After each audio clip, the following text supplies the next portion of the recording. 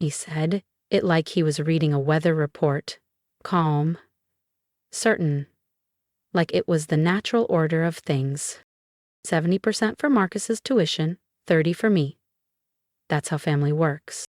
The apartment was silent except for the hum of the old fridge and the rattle of the ceiling fan that had been broken since spring. David sat at the head of the table, legs stretched out, fingers drumming on a chipped mug like a judge delivering a sentence.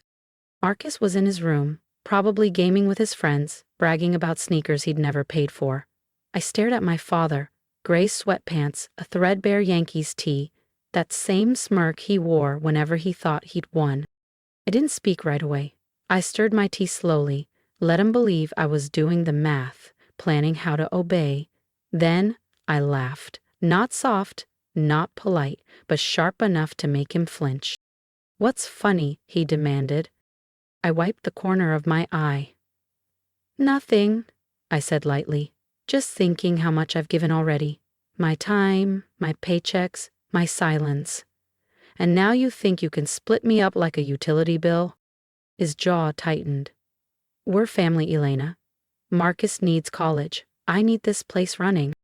"No," I said, standing, voice steady. "What you need is someone who will keep saying yes. That's not me anymore." I walked to my room. Behind me, his voice rose. "You're being dramatic." But I didn't turn back. I didn't owe him that performance.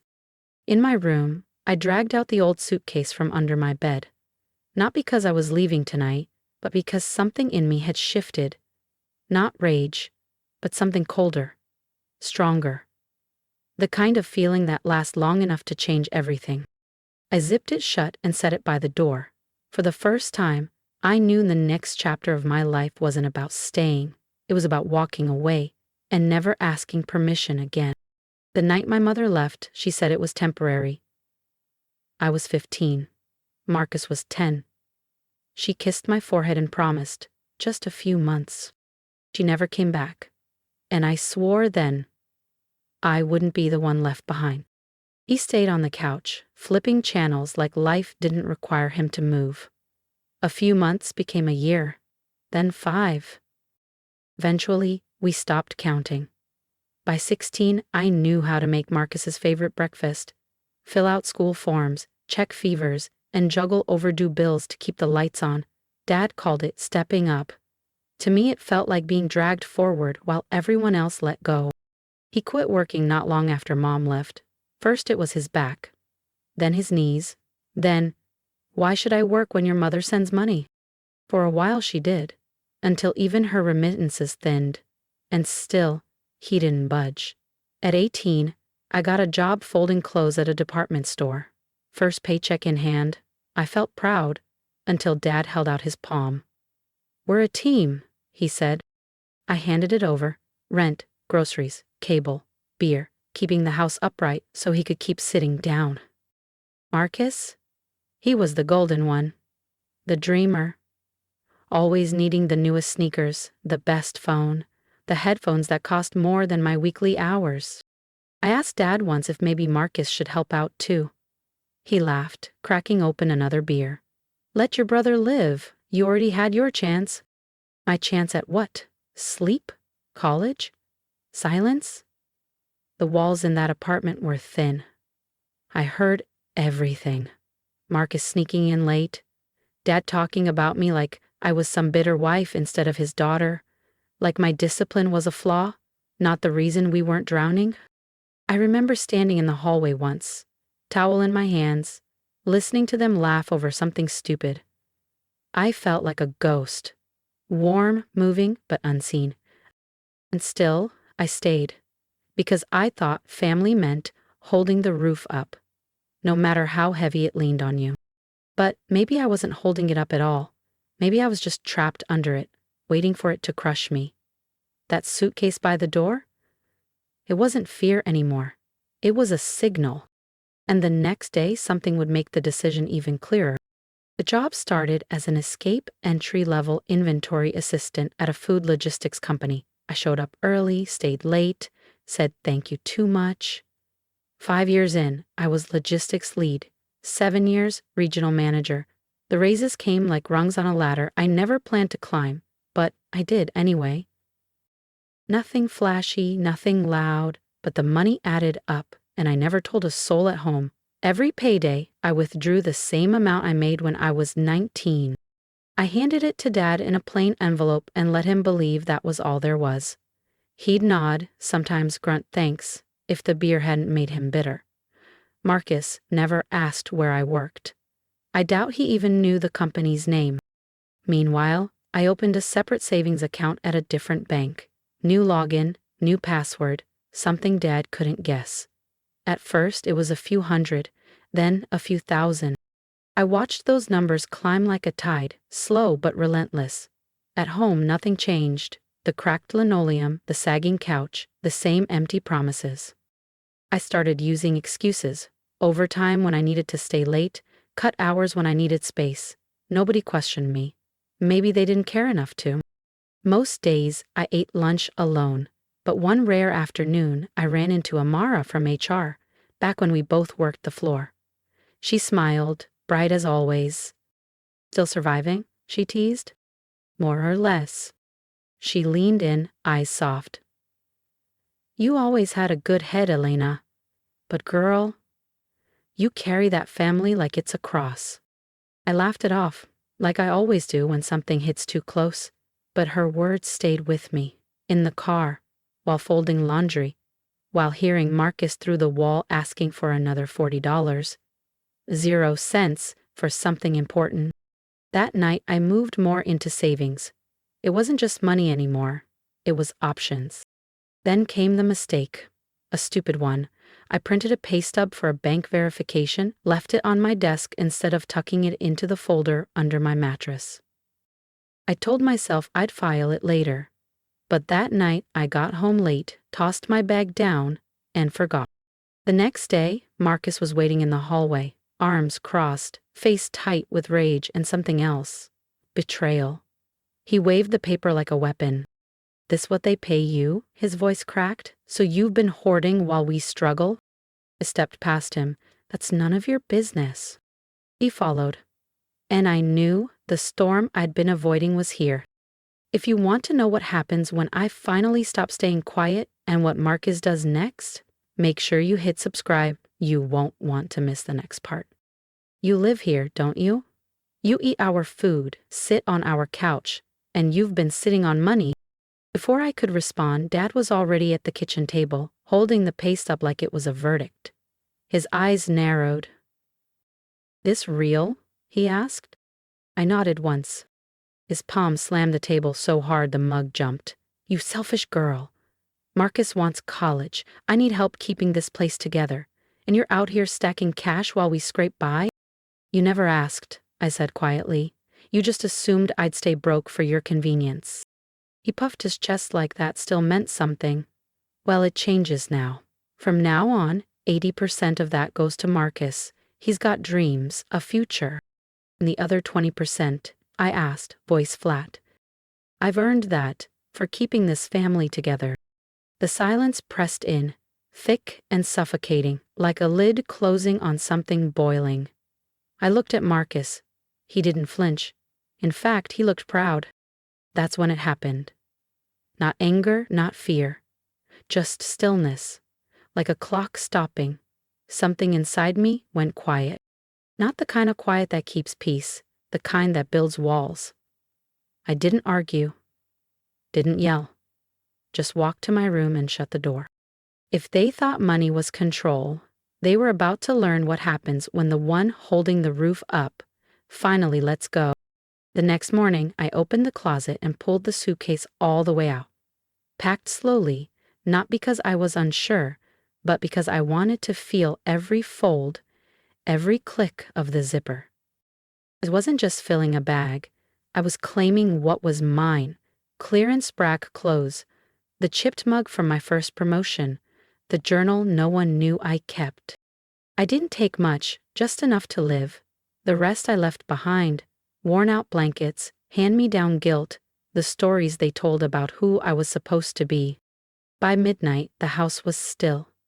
Marcus's door shut, Dad snoring on the couch, TV flickering blue across his face. I slipped the keys from my ring and placed them on the counter. No note. No goodbye.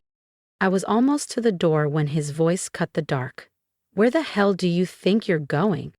I didn't stop walking. You're abandoning your family. That word again. Family. Like it was supposed to tether me. I turned the knob and looked back at him over my shoulder. No, I'm releasing myself from the idea that I ever had one. He stood, wobbling but furious. You'll come crawling back. Don't think we'll be here waiting. I didn't answer. The air outside was cool, quiet, not dramatic. No storm, no sirens. Just the soft thud of my boots on the cracked sidewalk and the steady rhythm of the night. I drove to the studio apartment I had already paid first and last month's rent on. A tiny corner unit above a closed bakery. The stairs creaked, the walls needed paint, and the air smelled faintly of old sugar. But it was mine. I set my suitcase down, sat on the bare floor, and leaned against the wall. No yelling from the other room. No one asking where the money was. Just silence. Not the silence I used to fear. The silence that finally gave me room to breathe. To think. The next morning, I bought a real mattress. Nothing fancy, just one that didn't sag in the middle. I made coffee in a cheap drip machine and drank it sitting on the floor. It tasted like something I'd forgotten I deserved. That night, for the first time in years, I slept without waking once. 3 months later, when the phone rang close to midnight, I almost didn't answer.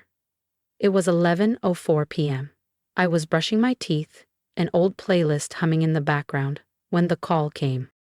Unknown number, but something about the timing told me exactly who it was. I let it go to voicemail. Then it rang again. I picked up on the third ring. Marcus's voice came first, tight, desperate. Please don't hang up. We're getting evicted. The notice is final. They're coming Monday. We thought we had more time. We don't have anywhere to go. Please, Elena. You have money. Just help us cover this month. After that, we'll figure it out. A pause. Then Dad's voice cut in, hot and sharp like always. You think you can just walk out and leave us to drown? We gave you a home, a roof, a family. You owe us. I almost laughed, not because it was funny, but because the lie was so worn it couldn't even hold its shape anymore. I bought the food, I said. I paid the bills. That roof? It stayed up because I kept handing you my paycheck and shutting my mouth. He tried to cut in, but I didn't stop. You gave me silence. You gave me shame. You gave me 100 reasons to leave, and not one to come back. A beat of stunned quiet. You're not like this, Marcus whispered from the background. You've always been the one who held it together. Exactly, I said. I held it. Now you learn what happens when I let go. And then I hung up. The silence afterward didn't feel cruel. It felt earned. 2 weeks later, another call came, this time from Texas. I didn't recognize the number until I heard her voice. Older now, slower, but still sharp around the edges, like time softened her but didn't change her. Elena, she said, it's your mother. I didn't respond. She sighed. I heard what happened. Your father and Marcus. They told me. How could you leave them like that? My jaw tightened. You want to know how? Don't get defensive, she cut in. I'm trying to understand. They're your family. No, I said, calm but cold. They were your family. I was the fill-in, the backup plan when you left and never came back. She was quiet for a beat, then forced calm into her voice. I had to leave, you know that. I did it for us. You did it for money, I said. Her breath hitched. And maybe that was fair. But you didn't call for birthdays. You didn't show up when Marcus failed 2 grades, or when I got pneumonia. You didn't ask if I was okay. You asked if the bills were paid. That's not true. It is, I said evenly, and I did everything you asked. I kept the house together. I stayed when I shouldn't have. I raised him while Dad drank, and you sent checks with no return address. And now you want to ask me why I left? She inhaled sharply. Still, you should have stayed. Those words landed heavier than the silence before them. Not because they surprised me, because they didn't. I stared at the wall in front of me. Not angry, not even sad. Just done. Done. I'm not your replacement, I said. I was your daughter. And now I'm just done. Elena. I didn't wait for the rest. I ended the call, pressed down on her contact, hit block. There was no satisfaction, no rush of power, just the quiet relief of one less weight I had to carry. Later that night, I made tea, sat by the window with the curtains open, watching the streetlights blink on. When I got into bed, I slept with both arms above the blankets, like I didn't have to guard anything anymore. The next morning, I checked my savings account, moved a little into my travel fund. Lately, I'd been thinking about Oregon. Exactly 1 year from the night I walked out, I would finally answer the question I'd been too scared to ask. What does life feel like when it actually belongs to you? It's been a year. Marcus works at a tire shop during the day and delivers groceries at night. Dad drives for Uber in the mornings, naps through the afternoons. They moved to a smaller apartment near the bus depot. No backyard, no couch, no beer fridge, just walls and rent due. I don't know this because I asked. I know because silence doesn't stop people from posting. Updates arrive like little postcards I never requested. A tagged photo here, a complaint thread there. They're surviving now, not because they changed, but because they had no choice. Me? I still live in the studio over the bakery. The paint's still peeling, but the books on my shelf are mine. So are the mornings, slow and soft, filled with lavender tea and sunlight spilling through the curtains. I added more plants. They don't talk back. They don't demand. They just grow when I water them. On Sundays, I walk to the farmer's market, pick out vegetables. I don't always know how to cook them, but I try. I eat breakfast alone without explaining why. That's enough. I don't go home for holidays. I don't send updates. I don't call. Some people might call that cold. I call it honest. Sometimes I journal. Not every day, but when the silence feels big and full instead of empty. Last night, I wrote this. They say peace is forgiveness, but maybe peace is just not having to explain yourself anymore. And I realized something. They never loved me. They loved the version of me who gave until it hurt, who never said no, who filled every gap without being asked. But I'm not that girl anymore. Now I say no, now I leave, now I live. And that version of me, she's not waiting to be understood. She's waiting for the next chapter. What would you have done in my place? Would you have stayed or walked away sooner? Tell me in the comments. I read them all. And if you believe everyone deserves the strength to choose themselves, hit subscribe so you don't miss what comes next. Your advice might help someone who needs this reminder. You are allowed to leave.